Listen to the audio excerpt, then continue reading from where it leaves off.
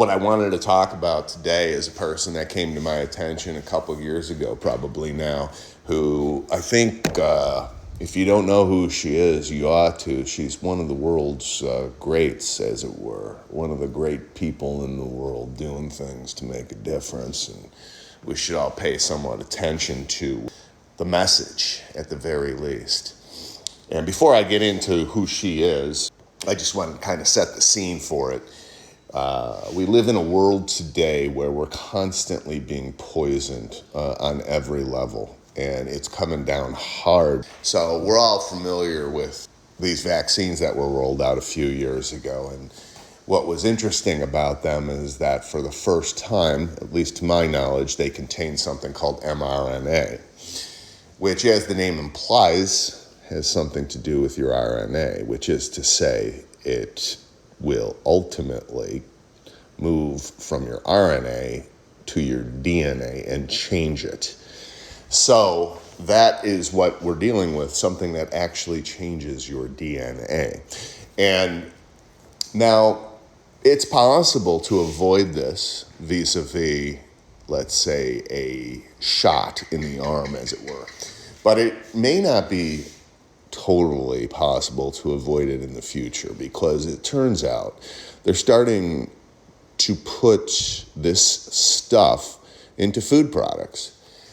That's a major problem. These things aren't food additives per se. They're actually drugs that change who you are. By definition, it changes your humanity. And so they started recently to inject this stuff into animals, and to my knowledge, they're about to, if not already, doing it with plant material, i.e. a head of lettuce, something like this. And so if you eat this stuff, you're effectively getting dosed with this quote-unquote bad medicine. And we all should be scared of this and freaked out.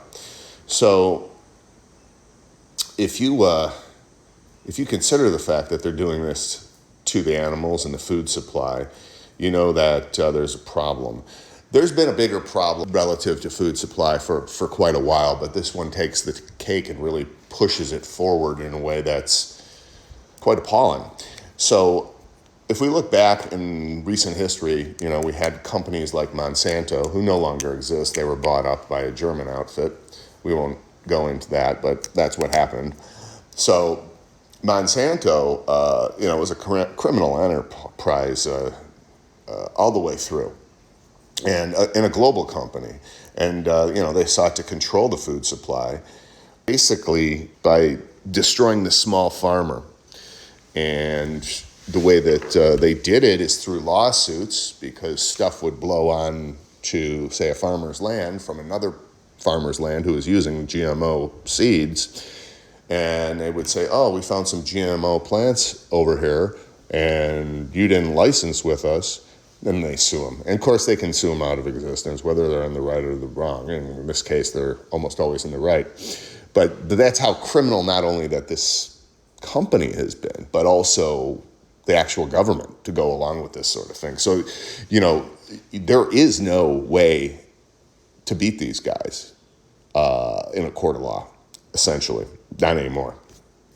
But that being said, taking it a step further, they have these things called terminator seeds. And a terminator seed is designed such that you can plant it once, it'll bloom, it'll grow, you'll get your food product out of it. But any seeds that grow within the plant cannot be replanted. They're fallow. So in other words, you have a one-time seed. It will not reproduce and regerminate. And that's, of course, the way that it's always been done for thousands of years. So they say, oh, we want you to continue to buy seeds from us, and we don't want you to be able to use your own seeds.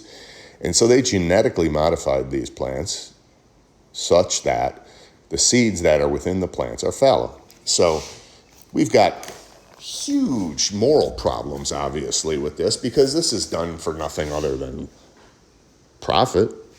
certainly done to harm the farmer and to profit the corporation.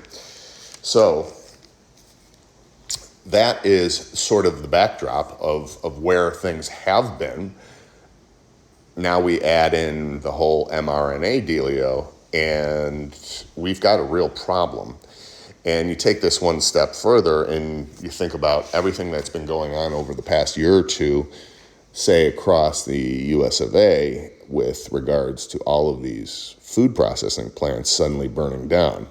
There's even been some of them that have been hit by small aircraft that have exploded and destroyed the plant. You know, you have to wonder about that one. But there's obviously no possible way that all of these fires are coincidental unto each other, because there's too many of them, and it defies any sort of logic whatever to think that, happens, because no, it doesn't. There are no coincidences. This is all being done on purpose, and it begs the question, who's doing it? Well, if it's a concerted effort, which it clearly is, then it can only be coming from one place. So this is no surprise either, because they've done this with media, they've done this with every aspect of your life. They want to control everything. So the best way they can control you is by controlling the food supply.